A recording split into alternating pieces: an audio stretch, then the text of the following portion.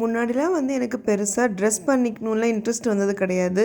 என்கிட்ட இருக்கிற ட்ரெஸ் இல்லைன்னா பார்க்கும்போது பிடிக்கிற ட்ரெஸ் அதை வாங்கி அப்படியே யூஸ் பண்ணிகிட்டு இருப்பேன். ஆனால் இப்போல்லாம் நான் வாண்டடாக கடைக்கு போய் ட்ரெஸ்லாம் டிஃப்ரெண்ட்டாக ட்ரை பண்ணணும், வெரைட்டிஸ்லாம் ட்ரை பண்ணணும் அப்படின்னு சொல்லி எனக்கே ஆசை வந்திருக்கு. இந்த பேகி ஜீன்ஸ்லாம் ட்ரெண்டாக இருந்த டைமில் வந்து எனக்கே தோணும், என்ன இது ஃபேஷன் சென்ஸ், இதெல்லாம் ஒரு இதா அப்படின்னு சொல்லிட்டு நினச்சிட்டு இருந்தேன். ஆனால் இப்போலாம் வந்து லூஸான டிஷர்ட்டு பேகி பேண்ட்லாம் போட்டுட்டு ஸ்டைலாக போகணும் அப்படிங்கிற மாதிரிலாம் ஆசை வருது. என்னன்னு தெரியல, இப்போலாம் அதெல்லாம் தோணுது. சரின்னு அப்படியே வெஸ்ட் சைடில் வந்து பார்க்க போயிருந்தோம். வெஸ்ட் சைடு ஹெச்என்எம் இந்த மாதிரி கடையிலலாம் என்ன பிரச்சனைனா, நமக்கு பிடிச்சிருச்சுன்னு சொல்லி டக்குன்னு எடுத்துட முடியாது. ஜூடியோலாம் எடுப்போம் இல்லையா, அதை மாதிரி எடுக்க முடியாது. ஜூடியோவில் வந்து ரேட் கம்மியாக இருக்கும், சரி பரவாயில்ல இவ்வளோ தானே அப்படின்னு சொல்லிட்டு எடுத்துருவோம்.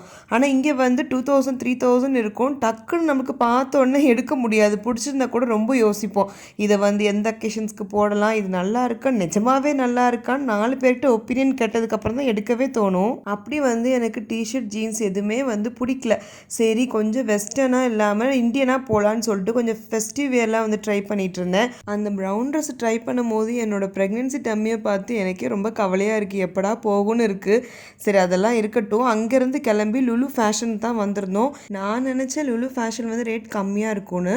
பட் இந்த ஒயிட் ட்ரெஸ் வந்து 3500, கொஞ்சம் அதிகம் தான். பட் வேறு எதுவும் கிடைக்காதனால இதை மட்டும் வாங்கிட்டு வந்தாச்சு.